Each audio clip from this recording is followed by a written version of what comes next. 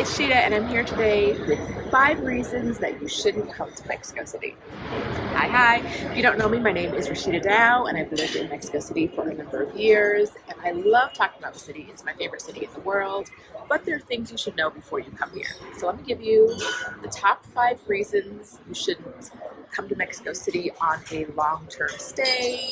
You should digital nomad from Mexico City. You should move to Mexico City. These are my reasons for you. You want to know these. You want to pay attention to these if you're thinking about spending a lot of time in the city. They're important things to know, things to keep in mind. I love it here. I'm not telling you not to come, but I'm telling you, if you're sensitive to any of the 5 things on this list, you should think twice. Okay, so when you think about this list, these are all things that might not matter to most people.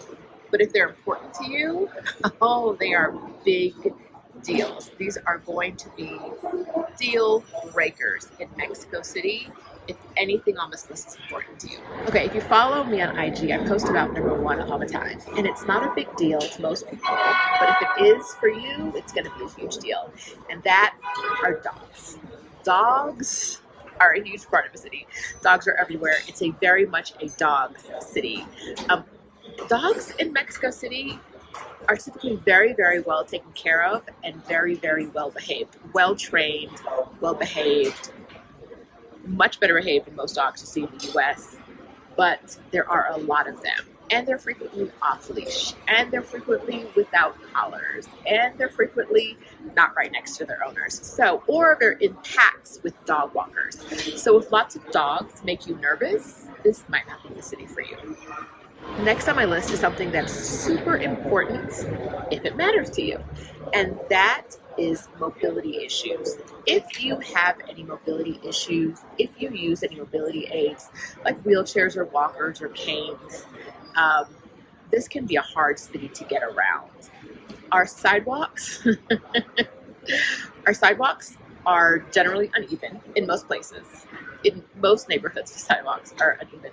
Big roots coming out of the ground, wherever. Lots of holes. You'll see a lot of buildings that don't have any access except for stairs. And so this is something to think about if you're coming to Mexico City. Now, I don't want you to think that if you use a wheelchair or a walker that you can't come here. You can. It's just best to stick to more of the tourist areas where they've done more maintenance over the past few years. Okay, next on my list is a big one. Like I said, if it's big to you, it's super big. Noise. I don't know how else I can tell you that this is a really, really noisy city. This city breathes noise. It is. Whew. I saw someone post in a Facebook group the other day. They're looking for a quieter neighborhood to move to, and I ran through my brain, and I was like, I can't think of anything I can tell you that is quieter. Like, when people think of quiet, it's all relative, and in Mexico City, quiet is going to be loud. Like, I live in a quiet-ish neighborhood, but I hear sirens 5 times a day. I hear blasting of horns at least 20 times a day. And that's quiet, right? It's quiet because the vans with the speakers trying to buy things aren't coming down. The sweet potato man with the whistle isn't coming down the block.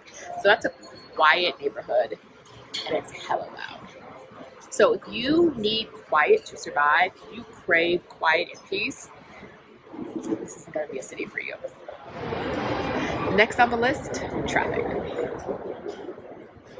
I say traffic and people are like, oh yeah, but I live in Chicago. I live in New York. I'm used to traffic. No. Baby, no. The traffic here makes no sense. The traffic here legit would be like, how was this my life? 50% of the time when I'm leaving my apartment building, and I don't live in a very popular neighborhood, it's a quiet neighborhood, I have to go 2 blocks to get to a stoplight. 2 blocks. I go down one street, I turn, go to another street, a block later versus stoplight. Those 2 blocks to get past that stoplight frequently take me 12, 13, 14, 15 minutes. 2 blocks. And I am in a slow part of town. Slow, quiet part of town. 2 blocks, 15 minutes. Now, once I get past those 2 blocks, things speed up. But I know that if Google tells me it's going to take 10 minutes, that could be 30 minutes, that could be an hour, that could be 8 minutes. Time doesn't exist here. It's very much a when we get here city, and you have to learn to deal with that. If people showing up late to meet you, if you showing up late for people, if time standing still when you're trying to get to places is going to drive you crazy, if sitting in traffic drives you insane, this isn't the city for you. All right, number 5 on my list. If you want to come to a city in New Mexico where you can regularly speak English, I mean, you can speak English. Will 85% of the population understand you? I think generally, if you're in more of a gentrified areas, if you're in more of a popular tourist zones, you'll find more English. But if you want to live like a local and not speak any English, any Spanish, you gotta luck, dog. You gotta luck. But most people don't come here for that. But I know that some people are scared to go somewhere if they don't speak the language fluently.